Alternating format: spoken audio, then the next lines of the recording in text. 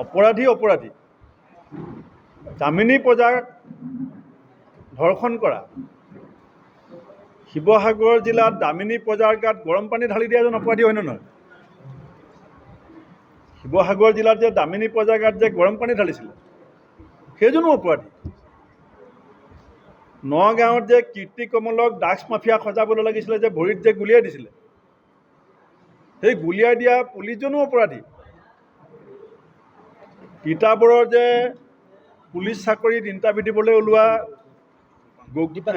দীপাংকৰ গগৈক বিনা দোষত ধৰি আনি মৰিয়াই অতিশয্যা কৰি তাক যে আত্মহত্যা কৰিবলৈ বাধ্য কৰিলে, গৃহ বিভাগৰ সেই কৰ্মচাৰীকেইজনো অপৰাধী।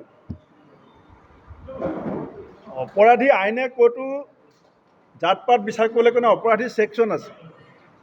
ধৰ্ষণ কৰিলে তাৰ ছেকশ্যন বেলেগ, মাৰ্ডাৰ কৰিলে ছেকশ্যন বেলেগ, চুৰ কৰিলে ছেকশ্যন বেলেগ, মাৰপিট কৰিলে ছেকশ্যন বেলেগ।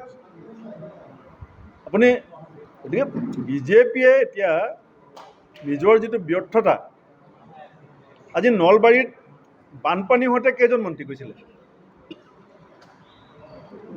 এজাক দবা পিটা বৰষুণত নলবাৰী ডুবি যায়।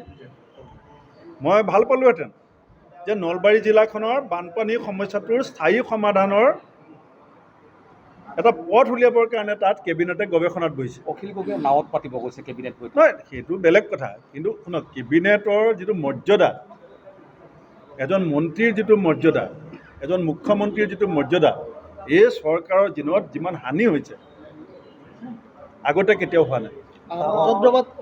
আজি ৰ'ব, আপোনালোকে ধেমাজিত যে কেবিনেট হৈছিলে, তেওঁলোকে যে ঘোষণা কৰিছিলে, এতিয়া মুখ্যমন্ত্ৰীয়ে এখন লিষ্ট দেখাই দিয়ক, ধেমাজি কেবিনেটত ঘোষণা কৰা কোনকেইটা কাম হ'ল, মাজুলী কেবিনেটত ঘোষণা কৰা কোনকেইটা কাম হ'ল, শিলচৰৰ কেবিনেট, মই আজি আপোনাক কৈ দিওঁ, শিলচৰত কেবিনেট পাতিছিলে, ডিষ্ট্ৰিক্ট লাইব্ৰেৰীটোৰ নামত টকা ঘোষণা হ'ল, আজিলৈকে মুকলি নহ'ল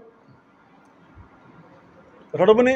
গতিকে কেবিনেট পাতি তেওঁলোকে মানুহক, আমাৰ সাধাৰণ মানুহক তেওঁলোকে উপলুঙা কৰে। এতিয়া আপুনি চাব নহয়, আপুনি মই কৈ আছোঁ, আপোনালোকে সুধিছে যেতিয়া,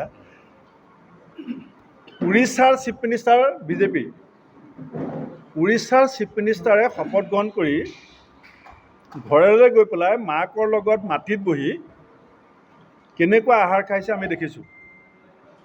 আপুনি অন্ধ্ৰপ্ৰদেশৰ উপ মুখ্যমন্ত্ৰী আমাৰ নহয়, বিজেপিৰ লগত আছে।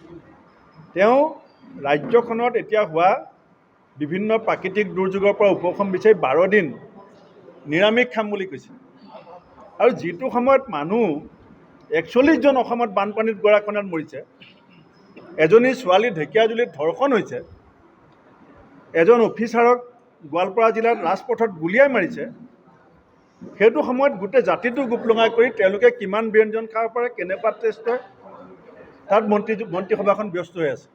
সেই কথাটো মই ভাবোঁ যে আমি সাধাৰণ খাতি খোৱা মানুহখিনিৰ কাৰণে এইটো চৰকাৰৰ প্ৰত্যক্ষ এটা উপলুঙা।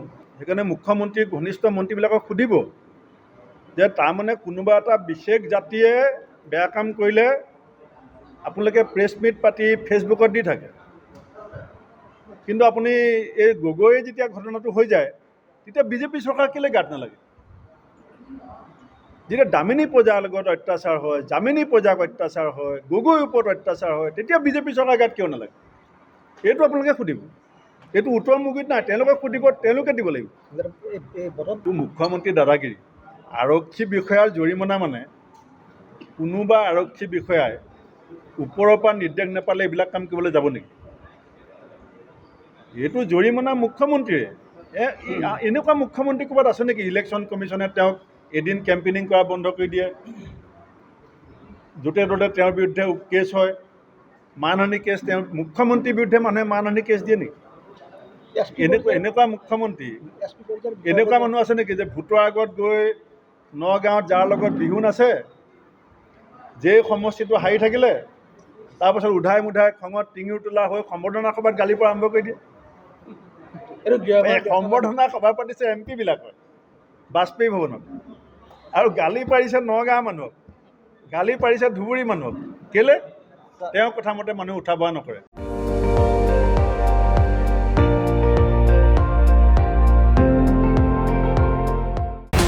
আপুনি চাই আছে ND24 সৰ্বশ্ৰেষ্ঠ নহয় সৰ্বোত্তমৰ দৌৰা।